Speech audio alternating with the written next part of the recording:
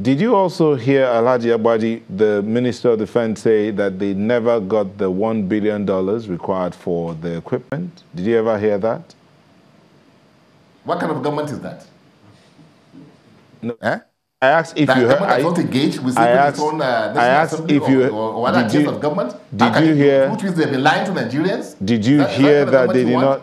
Did you hear that they did not get the money? It's a question I asked. Did you hear that? What kind of government is that will come and tell us that they are taking the money, that they approve the money? Why couldn't they get the money? This is very important to Nigerians. It's about life and death we are talking about.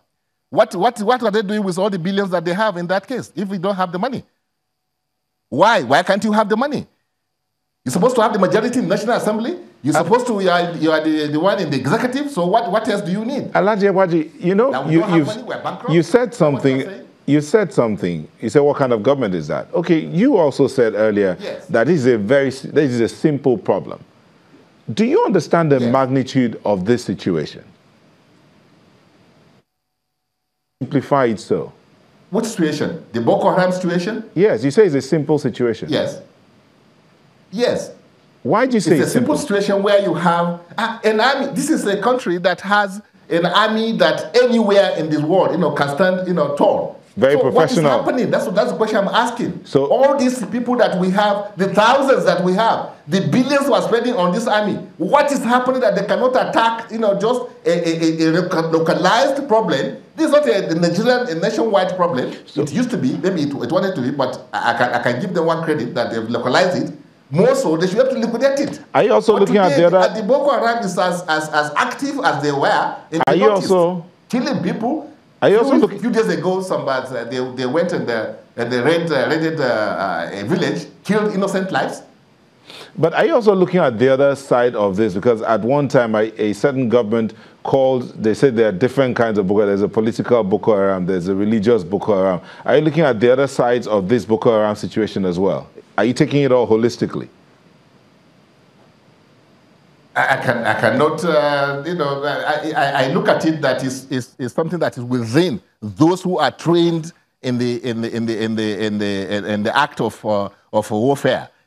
What I'm saying is that maybe it's between Buhari and his retired generals. They have a problem, but we shouldn't be the guinea pigs, or we shouldn't be the pawns that they will use and sacrifice, to settle their own scores. If that's what you are talking about, because a civilian does not have the wherewithal to fight wars. It must be there's a sense, they are fighting the war, trying to prolong this war so that they will continue to benefit, profiteering, with people's lives. Okay. That's the point I'm making, because there's no reason why this government should fail on this particular issue. All right, you have a president that was a former general, was the head of state, who is respected in that part of the world. Then what is happening then? What else do you need? Can we look at something else as we go towards? Let's leave that a bit and look at something else. The issue of the Electoral Act has not been signed yet. What do you think about that as we prepare for the next election? I think it's a sour, tale on President Buhari's integrity, person, government, and this administration. Because I don't see, God bless, may God forgive the late President Yar'Adua, who almost overturned, his own elections on the basis of not being credible enough. This is somebody, again, that is struggling to ensure that the next election is not credible. Can you imagine that? Otherwise, this is the government that we expected to be in the forefront of ensuring that we have a peaceful, credible, and reliable election. But this is the same government that is refusing to sign a piece of legislation that was guaranteed credible, free, and reliable election in this country, a peaceful election in this country. So I don't know what to say. Again, if this government failed on this very, very important historical aspect of our nation, the point of our nation, to now toy with the future of this country, because elections are very fundamental to the growth and then the stability of a nation. So to have a president in the person of President Buhari toying with this thing at this point in time, I believe you me, I'm disappointed completely, because I expected that he should be in the forefront of fighting for credibility, laying foundation for credibility, ensuring that this Nigeria survives, Nigeria is respected during his time.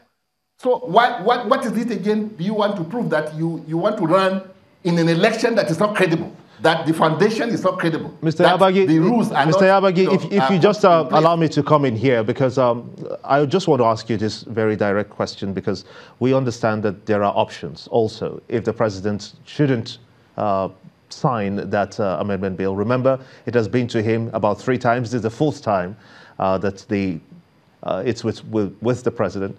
But if peradventure that is unable to scale through, we have options. In the signing of the previous 3 that were sent to him and use it for the 2019 general elections, or we have the 2010 amendment bill. Isn't that good enough? Well, the 2010 amendment bill is good enough, but you have to look at the issue of indent. You know, what they call indent voting. What I mean is that, what do you call it? Card readers. Card readers have come to become one of the most fundamental foundations that you require to guarantee at least what you can call a credible election. Because through that, you can have a recourse. You can always go back to what has happened before, and then perchance, if you have to go to court, the court will have an incontrovertible evidence to now judge in a way that will be fair. But here you are, the card readers that are supposed to be introduced, the other technological advancement that we can take advantage of, to at least make our election to be near perfection. Today it's being frustrated by the state government that came on the platform of credibility. This is what I'm saying. 2010 amendment, the electoral law, it's okay, but we are talking about how to make it more credible, how to ensure that you don't have this incident voting of millions of people that they said their thumbprints could not be read by card readers, and then that created a very huge loophole, and that's why some people are even indicting the result of even the 2015 elections, that it wasn't credible, that has been touted. But you have somebody today, President Buhari is making Jonathan to look more and more like a saint, because this is the government that we thought should be in the forefront. I kept saying this because this is what they saw to Nigerians. They told us that this is the man that will take us there, will give us the credibility, the respect. So the point is very clear. We can see. Mr. President Buhari is being portrayed as a desperate, person that he wants to rule for the sake of ruling, not that he wants to govern for the sake of this country growing economically, socially, and politically. So this is what I'm challenging.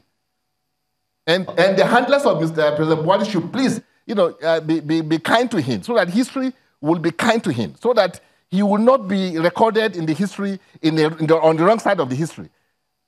They are not being fair to him. Action Democratic Party presidential candidate Alhaji Sani Yagbaji, we must indeed thank you for talking to us from our Abuja studios.